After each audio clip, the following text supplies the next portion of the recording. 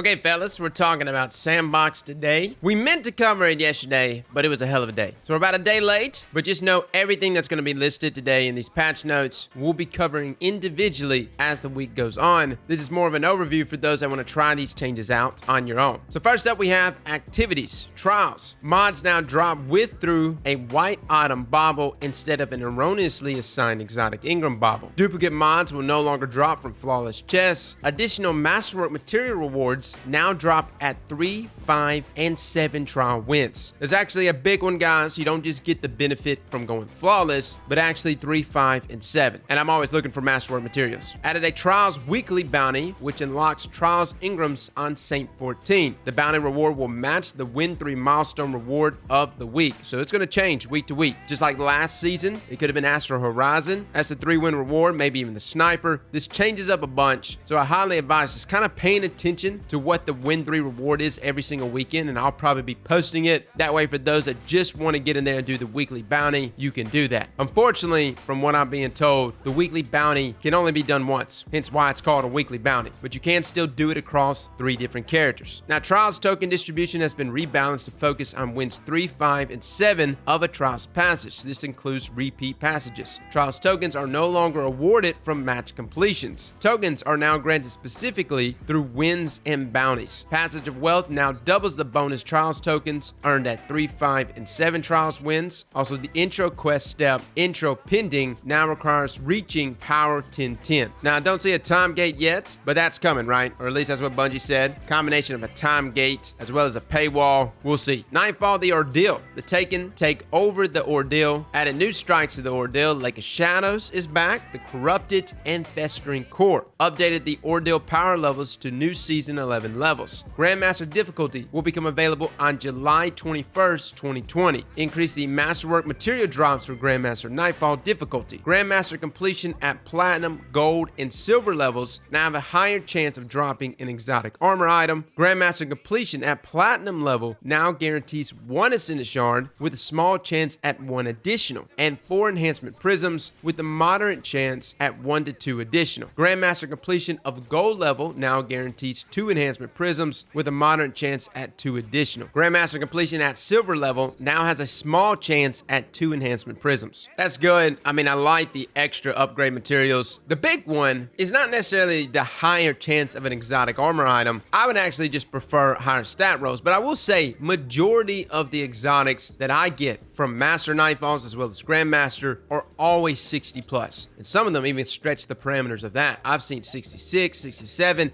even 68. It's kind of crazy. Now moving on to the UI changes. Controller got some button remapping customization. That's right, fellas. You've probably seen it in the works. It's absolutely amazing. Don't get too crazy with it. Always remember what your reset button is. But yeah, that's happening. Also, PC and Stadia settings. Reorganize keyboard, mouse, and controller settings. Gear detail subscreen. Toggle stat display is now additional supported on unequipped armor. Previously, this only supported for equipped armor. This allows you to toggle between viewing stats associated with your gear or overall build stats within the gear detail subscreen. Also, there's a wrapped items container. A new container has been added to the inventory screen for wrapped item bundles, providing an easy area to find your Eververse purchases. Hell yeah. Wrapped items will still display in the relevant areas, for example, ghost and ghost containers, as well as this new area. Now moving on. Gameplay and investment, we have weapons as the first topic. Fix an issue that prevented Coldheart's longest winter perk from triggering through Saitin's Rampart Assault Barrier. Fix an issue that prevented Devil's Ruin from firing its charge shot after activating a roaming super. Oh boy, that's a bad one. Glad they fixed that. Fix Polaris Lance perfect 5th shot. That's right, quickly shooting a 6th shot no longer cancels the explosion from the 5th shot. Crucible Gambit Vanguard event package and Gunsmith Ingram reward weapon drops now pull from shared Ruled Loot legendary pool. Yeah, there's been a lot added to that legendary pool, guys, with the new Umber Ingram that allows us to target specific loot. It's actually amazing. Probably one of the best change Bungie has ever made to the loot pool. Season 8 and Season 9 Season Pass and exotic quest weapons can be acquired for from the Cryptarchs. Related quests have been removed. Yeah, I went to the Cryptarch yesterday. There's something he wants. There's like a little small currency of some sort in order to actually directly purchase the weapon. I don't know how to get it. Gonna have to check on it. But yeah, you can go right there to the Cryptarch and see exactly all those weapon exotics and what they are required to purchase. Weapon ornaments have been added to collections. Reload perk changes. Design notes. Reload stat 0 to 100 and maps onto archetype specific reload animation speed. Reload duration scale. Most reload perks also apply a small multiplier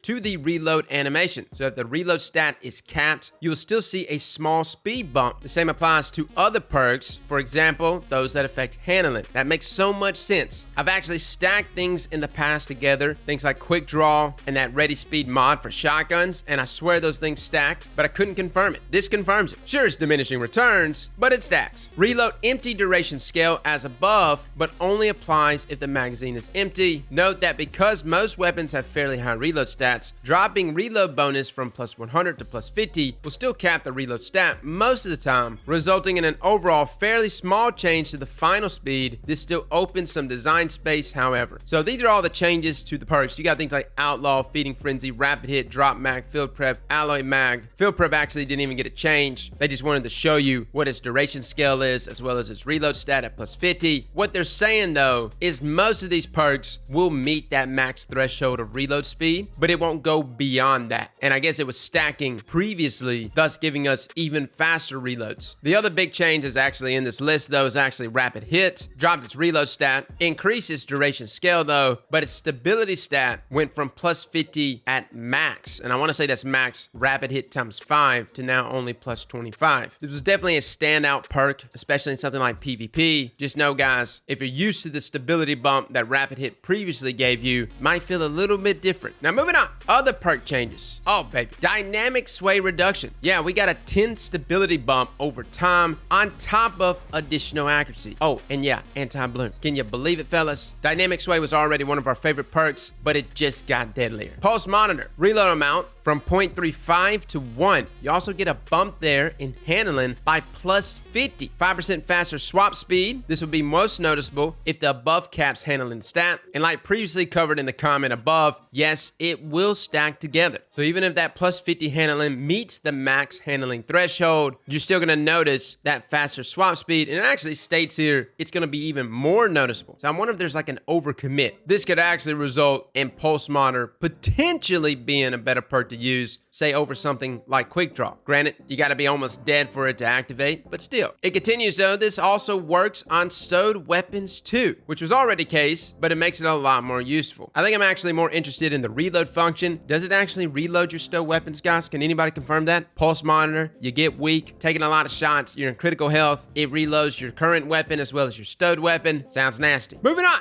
hipfire grip. 1.2 times aim assist fall off, plus 15 aim assist, plus 1.7 degrees precision hipfire angle threshold, yada yada, a lot of stuff here. It has no effects on sniper rifles, but pretty much hipfire grip is a hell of a lot better. AKA, if you like last word, give it a go now. May feel even better. Sneak bow does not ping radar when shooting. That's crazy. I'm ready to do it. Just gonna go invisible, rock my sneak bow, piss people off. Hell yeah. General archetype changes. Now there's actually not many, but they're still quite potent. Slug shotgun PvE damage actually got a bump by plus 30%. High impact pulse rifle damage per bullet from 21 to 22. Not a really big change, but it actually allows it to 5 crit 1 body shot guardians in PvP at most resilience values. Now they say most resilience values. I looked at it. I thought it was only going to be 4 resilience or less. Now granted, there is some rounding of numbers, so maybe that's different for Bungie. We're going to go in there and actually test it out on different resilience values and see where it can secure a kill at. Bow PvE damage versus miners got an increase by plus 10%. Also a number of bug fixes, guys. Ward of Dawn used to allow us to do all kinds of crazy shenanigans where you used to pop it from a high altitude, swing your sword at the same time. It would cancel the animation, but the game would think you were inside of a bubble, thus giving us God mode. That has since been fixed. I was planning on using it yesterday during the dungeon, but it's all good. We got through it anyway, so it's good. Fix a bug in which players can get into a state where their Fist of Havoc Havoc melee attack will be replaced with a sword swing. I don't think I've experienced that. Made it so it's harder to deal significant damage to yourself with Handheld Supernova when used in the air. All right. Perks that grant partial weapon ammo now respect shot count for burst weapons. This is actually a big change and actually will give some value to these perks. So things like pulse rifles, fusion rifles, burst sidearms, these perks will now activate correctly and will be more common on these weapon archetypes. And they're good perks. You know, Subsistence, one of my favorite ones now, since it got a buff back in Shadowkeep. Lead from Gold, depending on what you're rocking it with, maybe armament mods, you can get a lot of benefit there. Overflow is fantastic. Clown Cartridge, Slide Shot, even Ambitious Assassin. Slideways is okay, but a lot of really good traits here that I'm happy to see are working correctly on these other archetypes. Armor. Powerful Friends armor mod will no longer stack. That's right, guys. Bungie went through the breakdown last week. You will only get plus 20 mobility from Powerful Friends, and that's it. We can't do the crazy shenanigans like we once could. Get that crispy plus 100 mobility, 100 resilience, and 100 recovery. I think we could potentially get, like, what, tier 5, tier 10, possibly, even without Powerful Friends stacking, but we'll just have to play around with it. Enhanced Auto Rifle Loader, Enhanced Fusion Rifle Loader, Enhanced Bow Loader, and their mods have a chance to drop from Pinnacle mod sources. Fix a bug that caused the Fellwinter's Helm perk, Warlord's End, to activate inconsistently, as well as Doom Marcher's Linear Actuator perk from triggering on yellow bars. It was not actually triggering correctly, so bam. Now the power and progression, the power count for weapons and armor has been risen by 50 points. All sources will now offer upgrades up to 1,000, powerful sources up to 1050, pinnacle sources will go to 1060. Now we also have a change to bounties and pursuits. Add 3 hours to the expiration time of all daily and repeatable bounties across the game. Tower repeatable bounties now display random objective on the vendor before purchase. Werner's Benevolence bounty will now trigger its associated triumph. Now moving on to raid rewards. The following raid exotics now have increased drop chances. 1,000 Voices, Anarchy, the always on time exotic Sparrow. The drop chance starts at 10% and increases to 50% over 20 clears. By the way, guys, this does not count previous raid clears. This starts at 0 now, or yesterday. Starts at 0 yesterday. So if you did a raid yesterday, boom, you're on your way. Now, I did not mention it in this list, and I don't even know if it's going to be included because it was mentioned on Reddit from Cosmo as well as DMG that Teraba is also going to be included in this list. Normally, they would put this into the final patch notes if they left something out, but they didn't here, which makes me wonder if Teraba's not included. Another thing that I don't see on this list, guys, is our favorite exotic, Antaeus Wards. Antaeus was also supposed to receive a nerf, requiring an extra second and a half before sliding to actually gain that immunity. It is not on the official patch notes, so maybe Bungie left it off yet again. My thought is, and how I've always handled previous patch notes, if it's not on the official patch notes, like this one, this update 2.9.0, then it's a good chance it was not included in this Sandbox pass. So Antaeus might still be doing exactly what it was doing before. I'll have to get into the game and actually test it out, but just warning you guys, for those that are thinking Antaeus is now nerfed, it could potentially be exactly how it was last season. Well, fellas and ladies, thank you all for coming and watching, and as always, slap that like button like your mama told you right.